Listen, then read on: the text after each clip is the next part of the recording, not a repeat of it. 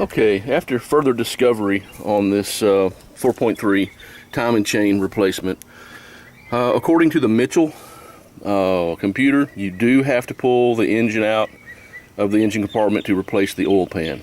So I am not going to butcher the front housing. I don't believe in butchering stuff.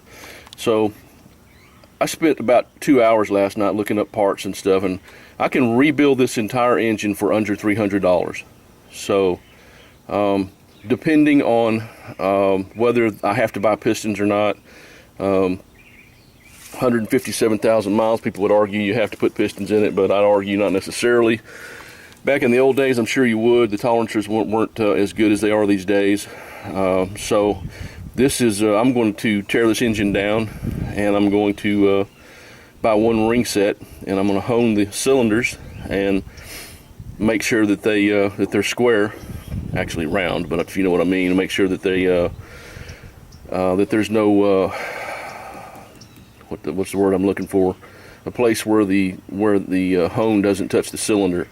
And if that's the case, if all the cylinders hone out like they're supposed to and the ring is still within tolerance, then I'm just going to put rings in it, because I can do that for again about $275, and that's good parts too. That's not crap. That's Millings pump, TRW piston rings, you know, the good stuff. So Fel-Pro gasket set, complete Fel-Pro gasket set.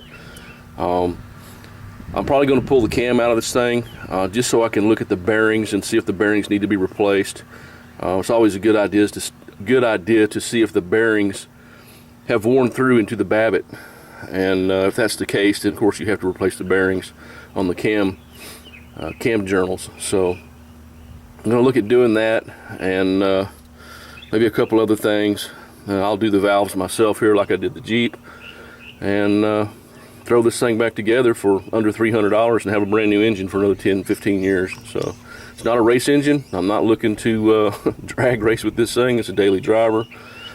Wife drives it to work, and that's it. So I'm going to do that instead of try to jack with this thing. And again, I just don't believe in butchering parts. A lot of people would just butcher the front housing on this thing, squirt some silicone on there, and then wonder why it leaks. So I'm not going to do that. I'm going to fix it like it's supposed to be.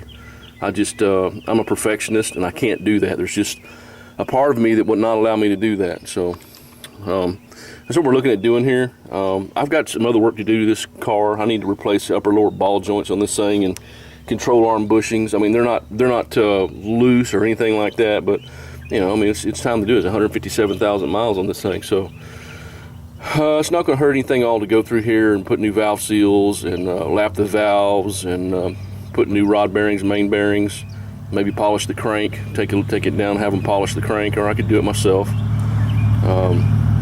Mic some things, make sure everything's within tolerance, and which I think it's going to be. We'll see. Like I say, I'll hone the cylinders, and then I'll buy a standard ring set, one ring set. It's about $7 for a cheap one.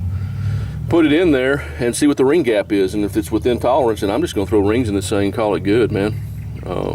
This thing runs great. I mean, it runs like a top. So it gets 24 miles to the gallon gasoline right now. So I'm going to go back all OEM replacement parts. I'm not going to put any high performance crap in this thing. Like, again, it's just a daily driver, and so that's what I'm looking at doing.